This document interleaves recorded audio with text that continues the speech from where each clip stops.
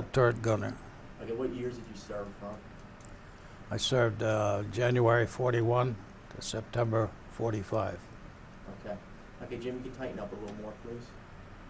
All right, that's good. Don't go any wider than that. Right there.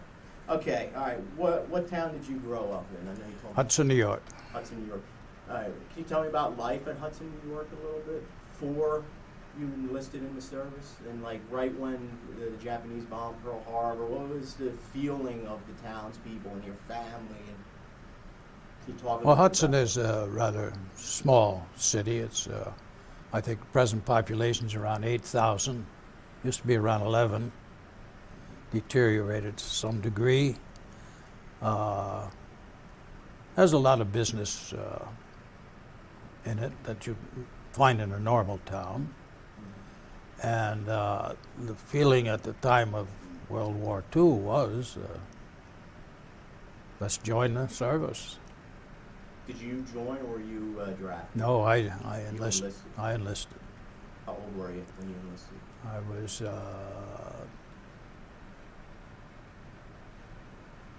21, I think, when I enlisted. Mm-hmm. Okay. Now, let's go into the basic training. So you enlisted in the Army Air Corps. No, I did not. No, you did not? I enlisted in the 518th MP Battalion. Okay. I transferred to the United States Army Air Corps. What made that decision for you? Well, I think I need a little more excitement. Yeah. One other thing that we can do, as I also asked the questions, like for example, if you could just restate, like I said, I made the decision because I needed, like tell me what service you were in first, and then Okay. go into, so that way we can use it in the thing. All right, so let's start off with that one again. Okay. What service, you didn't join the Army Air Corps. Which one, what was it again? Well, I made the decision to join the 518th MP Battalion, stationed at Governor's Island, New York. After serving a little over 3 years there, looking for a little more excitement, so I joined the United States Army Air Corps. I was sent. Yeah, go ahead, I'm sorry. I was sent to Tyndallfield, Florida for aerial gunnery training. Upon completion of that, I was sent to Salt Lake City, Utah, to await assignment to a bomber crew. And I was fortunate enough, I believe I can make that statement, to be assigned to the 34th Bomb Group at Blythe, Army Airfield, Blythe, California. Can you tell me about the actual training of aerial gunner? Like, what was that like? What did you do? Aerial gunnery at Tyndallfield, Florida was we started out training with shotguns on the skeet range, and then we went to shotguns in turrets, and then we went to aircraft with 30 caliber machine guns. And after going to Blythe, California, then we had the real big boys with 50 calibers. 50 caliber? Correct. Did you shoot at moving targets and aerial targets? Yes, we did. We air to air, water to water targets, and ground to ground targets. Ground to ground targets. Yes.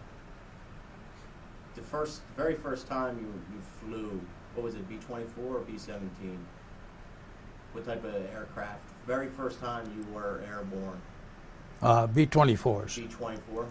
Correct. Can you remember what that feeling was like the first time you flew, especially for a guy 20 years old, never been off the ground his entire life? How's that feel? Well, to me it was excitement.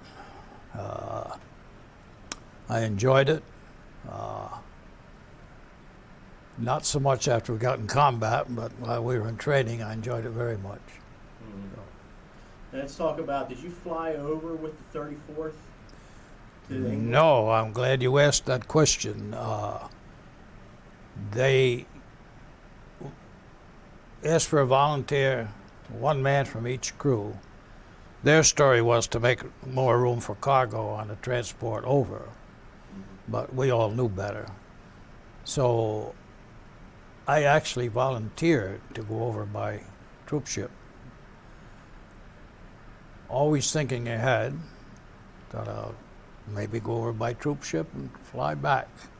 But no, I had troop ship both ways. Really? Let's talk. So when you first got to Mendlesham, did you get to the base when it was up in full operation?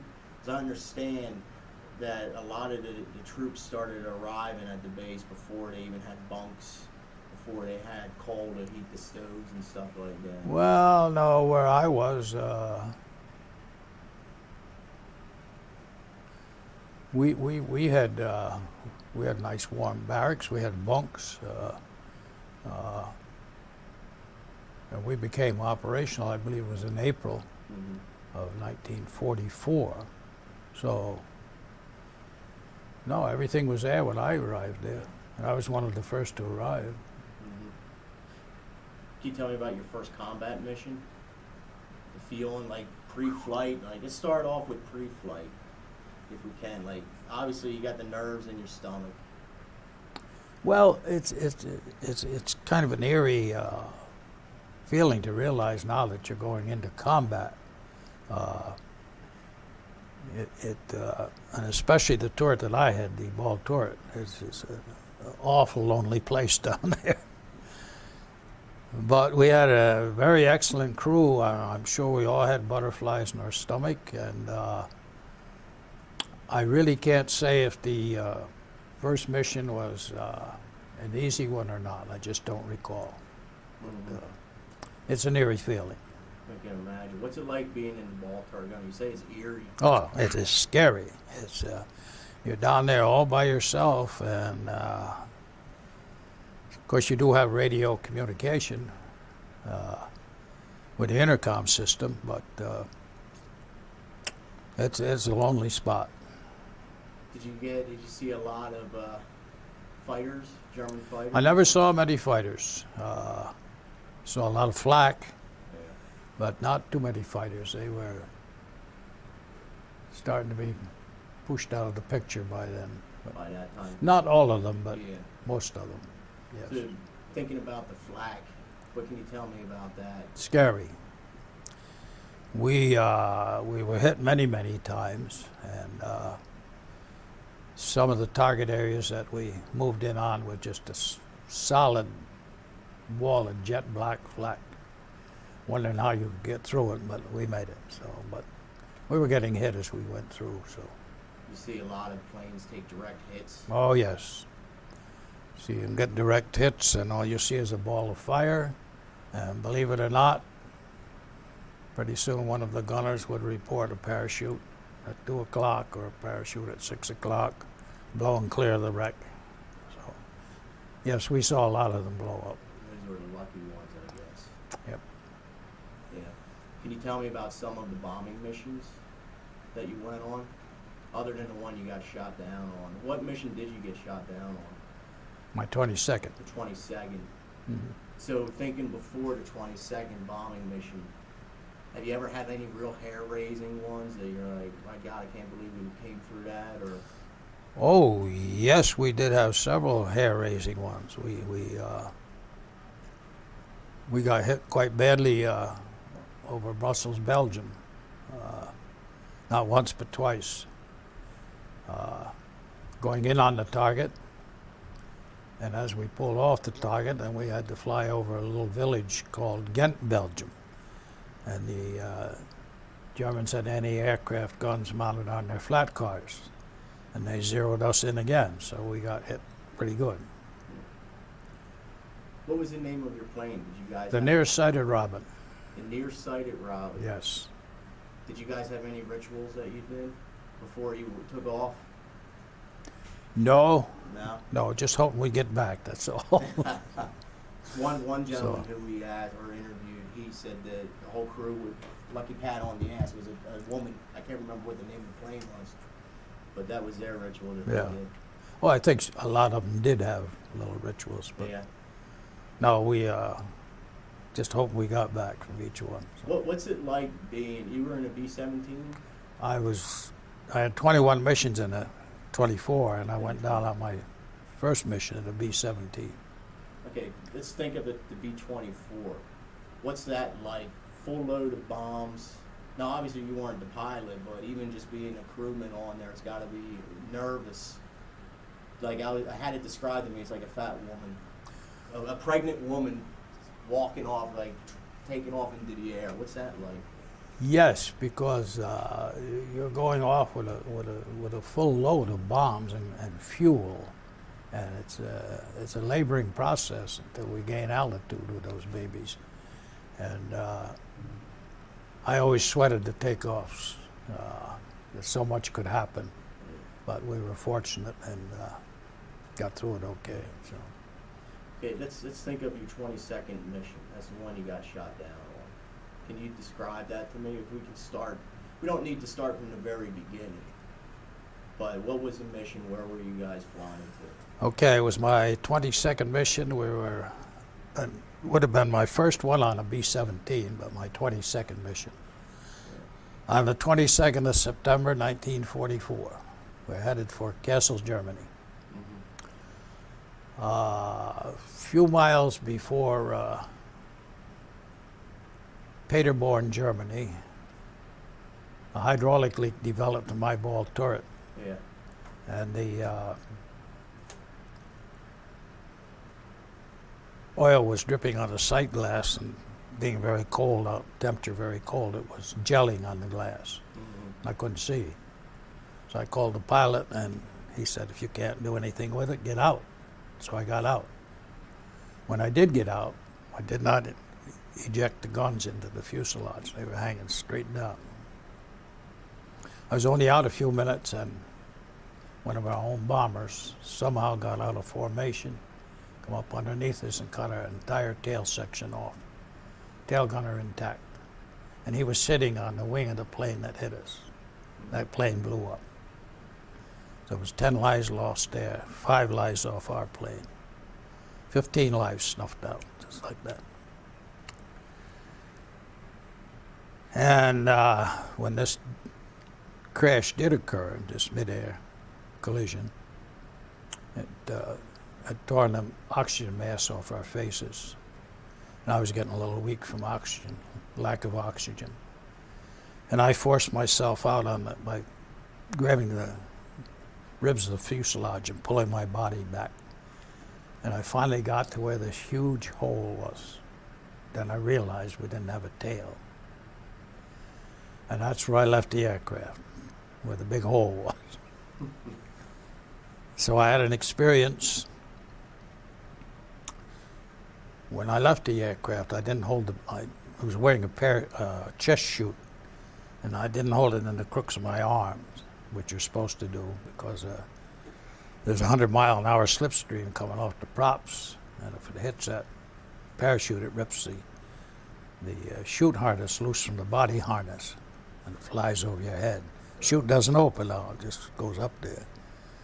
So when I got ready to open the parachute, I reached for the ripcord, and I had no ripcord, and I reached for a parachute, I had no parachute, and for some reason I put one of my legs out in the air, and I went over on my back, and the chute was there, so I just grabbed the harness and pulled the ripcord.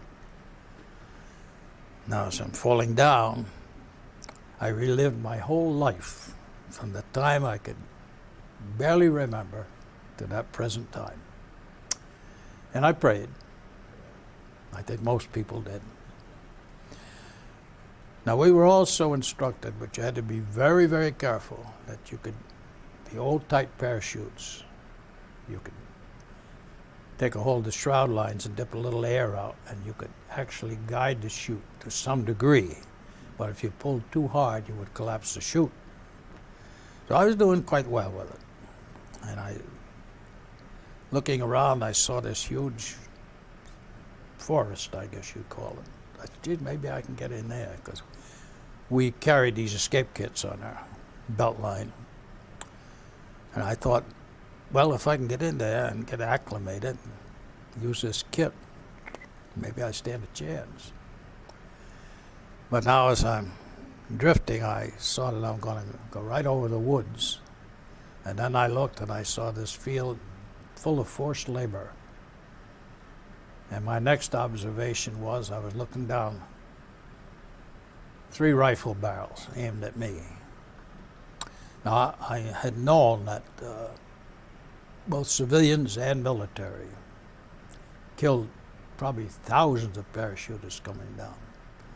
And my immediate thought was, why should I be the exception? Not a prayer, no shots were fired. I hit the ground, I thought I broke my leg, but I didn't.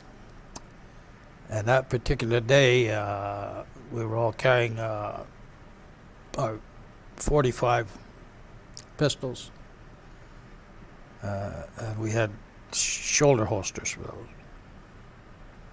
Well, I had left my gun in the aircraft, but I still carried the shoulder holster, and each one had to search me for pistola. There had one kid there, he's about 15 or 16 years old, could speak a little broken English, enough for me to understand what he was saying. And then I was marched out to a main highway, a dirt road, and we waited and waited and waited and waited. One of the flight engineer who left the aircraft before I did, we landed about a mile apart. And that's who we were waiting for. And he finally came and they marched us to it was a trailer mounted on wheels, something like maybe a construction trailer. And a German officer came in, spoke fluent English, name, rank, and serial number. That's all he asked for. He left.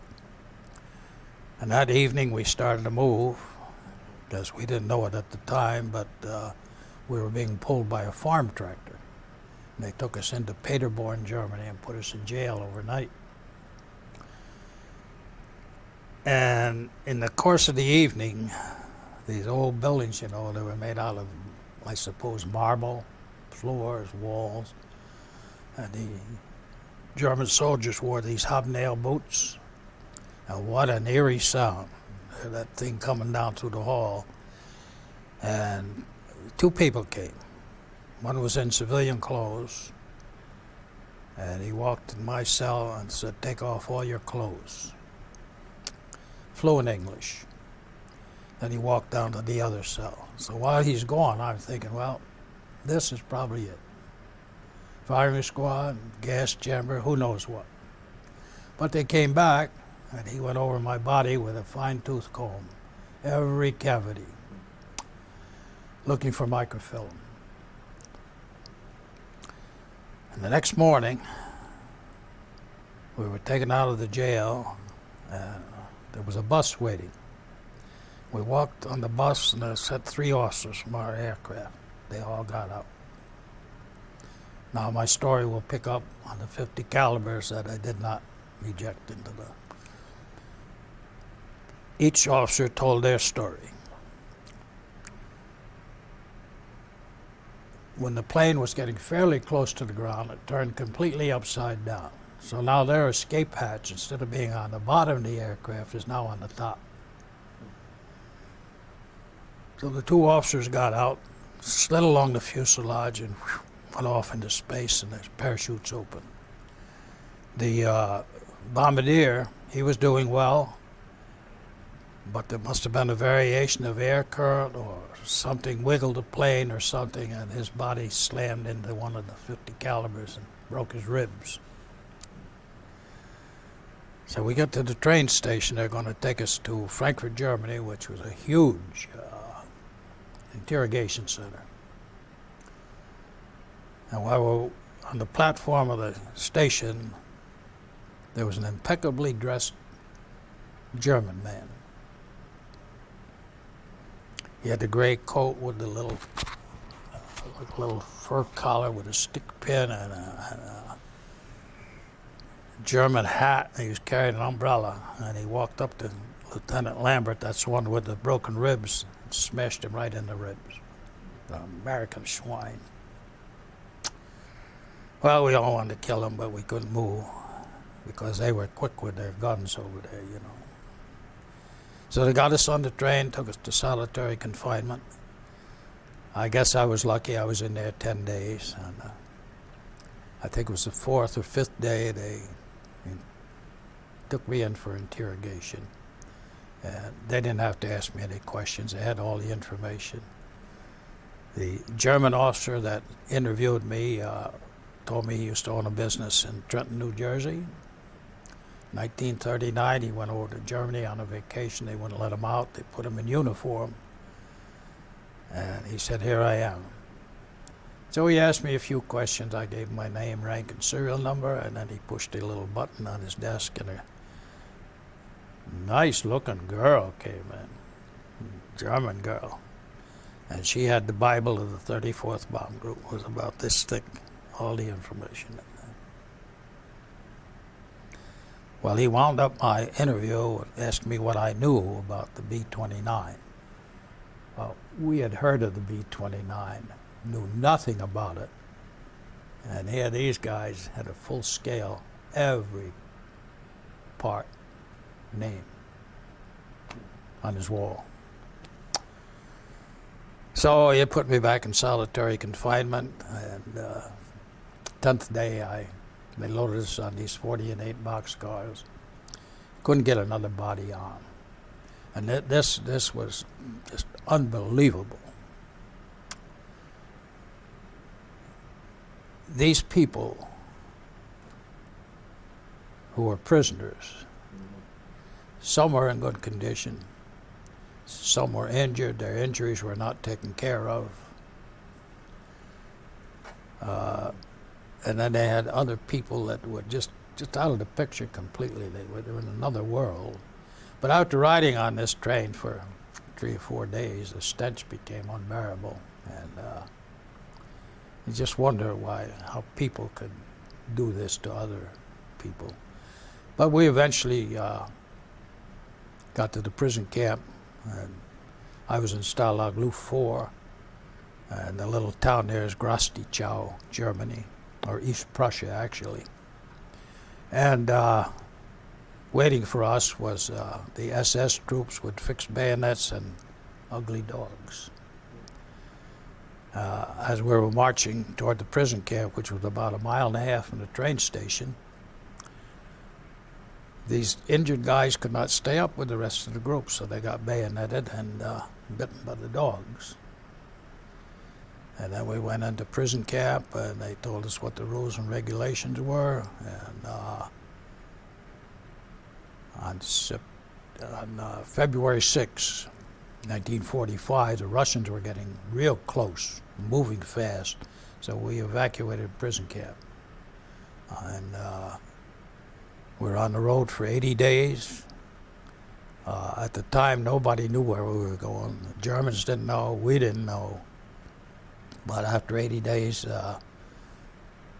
they held the war up 24 hours while we all got through, and we saw the German tank drivers taking little naps on top of their tanks, and then we marched into the American lines. And we were liberated by a unit of the 104th Timberwolf Division, and treated very nicely by them. And then the process of delousing and things like that went on, and eventually got on a troop ship and came home. What did you do after the war, after you were? Well, I was always interested in mechanics, so I became very fortunate and landed a couple decent jobs with auto mechanics and truck mechanics. And then later years, I went to work for the Columbia County Highway Department, and that was all kinds of machinery, highway machinery, and eventually became the garage foreman and retired from that job. Let's talk about the reunions over the past years. How many have you been to, and what's that like with your old buddies? Without really checking, I think I attended 12 out of the 25, and just great being with these crew members, because well, you get to know them so well. You become family, actually. You work together, you serve together, you fight together, you play together, and it's just a great camaraderie. Let's go back to England a little bit. What was it like interaction with the locals, the local English? Were they really nice? And did you guys go out and party a lot? Oh, sure. Off times? Well, I won't say a lot because we didn't have the opportunity a lot, but we got a couple of day pass. We used to go into London. People were very nice. I found them to be very nice, and you had to realize those people had it real tough. That many of those families lived in the subways. They lived there because their homes were bombed out. And I did see areas in London where the streets and buildings were leveled right down to street level. That the Germans would come in and bomb them all constantly. And then they used to set off these V-bombs. They'd drop anywhere, you know, just a load of dynamite. And, so that's my story. That's your story. Any questions? Just a few minutes, yes. There's something I was going to ask you.